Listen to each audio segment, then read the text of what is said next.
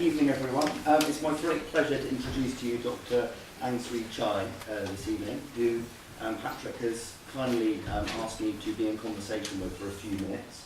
Now, we're not exactly sure where the conversation is going to go, but we're going to speak a bit about Dr. Swee Chai's work, a little bit about the issues that have been raised this evening, and then, if there's time, unfortunately, a bit about the two paintings that I've made in response to some of the issues that have come up this evening. If I can ask you firstly, you're the author of the book From Beirut to Jerusalem, and also one of the founding members of Medical for Palestinians. Could you tell us a little bit about what the charity does? The charity was formed actually began after the Sabra and Shatila massacre. And for those of you who are too young to remember, in 1982, I was very much like, Seven Jewish Children is very special to me because it brought me back to how I saw the world. And I remember celebrating the victory of the Six-Day War, Israel defeating all the Arab armies and so on. I grew up from that kind of tradition. Until 82, when I saw all the horrible scenes of Lebanon being destroyed, and it was the first time I volunteered to go out and look after wounded people. And I met Palestinians for the first time and discovered the whole truth of what happened to them, a story that was never told to me. And a few weeks after my arrival in the Palestinian refugee camp, the massacre took place. And after that, some of us came back and realized that these people were so badly treated and there was nothing that we could do to help them. The political power is such that we can't change the world. So we thought that this is the least we can do. Maybe, just help. Look after children who are wounded, children who are sick, help them rebuild their hospitals and clinics, support the women, and that's how we started. So by about 84, we got legally registered. We cannot call it medical aid for Palestine because Palestine was political, and we couldn't get registered in those days.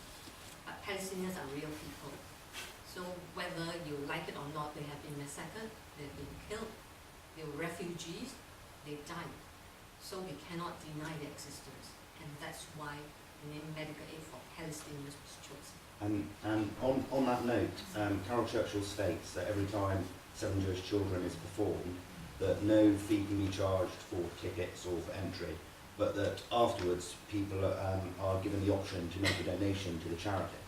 Now, on an evening like tonight, where not only that play is performed, but a series of new plays are performed, which obviously all have very different stances and very different angles into an extremely complicated political situation, how do you feel about the fact that this evening, when it's not so clear maybe what those angles are before we've seen the play, how do you feel about that situation, I suppose, for the charity, that people afterwards are left in a position to decide whether they donate or not? Well, first of all, I want to thank you for doing this thing. So whether you donate or not is, of course, it would be very nice if you support the medical work and so on. But if you don't, you don't. Okay? At the moment, we are helping to build a burns unit in Gaza. Our medical team is teaching people in Gaza. We have projects in West Bank. We have projects in the refugee camps of Lebanon and so on. You might feel that you don't want to help this, but there are many other charities that you can support.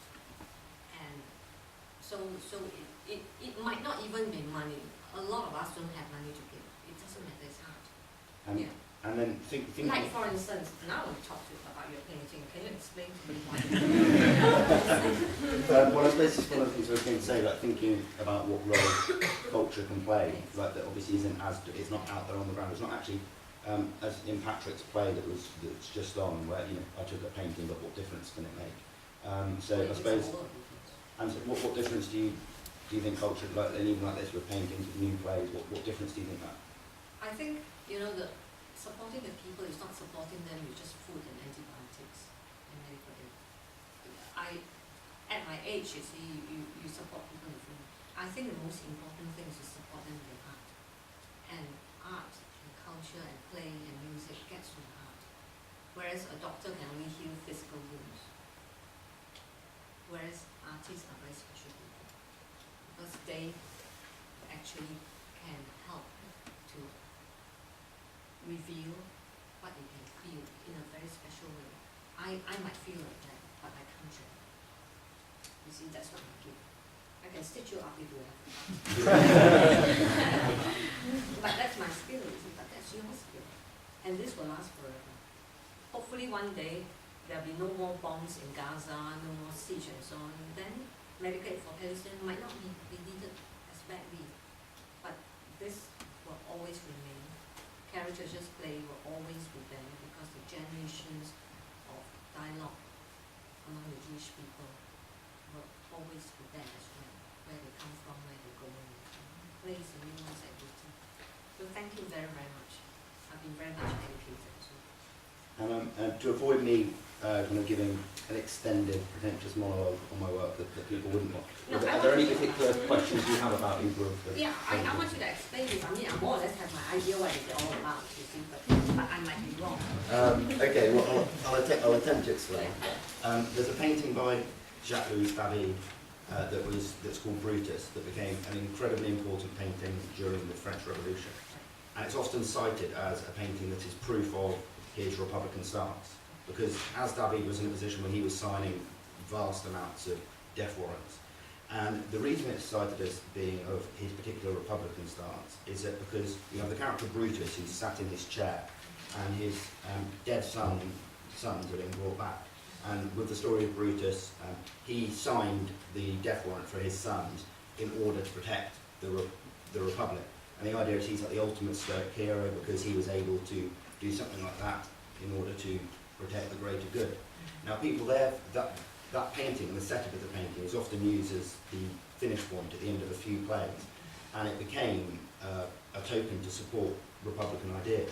However, when I look at the picture, one of the things that I see is, rather than Brutus being incredibly stoic, his hands are bent and curved and his toes are even bending.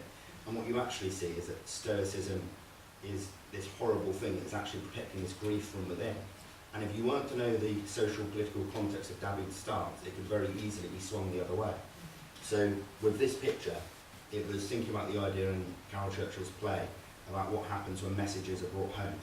And I think in the whole problems that are happening at the moment, it is all about home, whether that be the geographical sense of home or whether that literally be the bricks and mortar that you live within and all of the problems that have happened with occupation and displacement.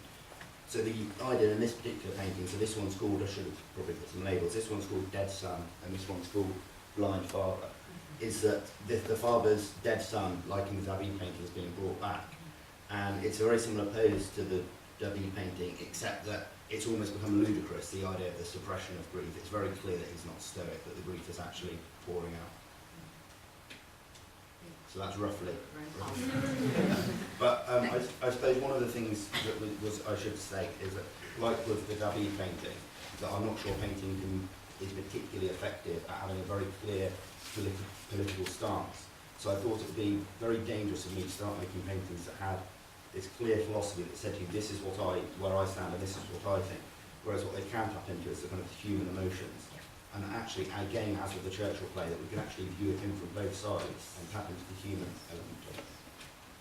I think we should probably stop there, but I'd like to ask everyone to give a round of applause.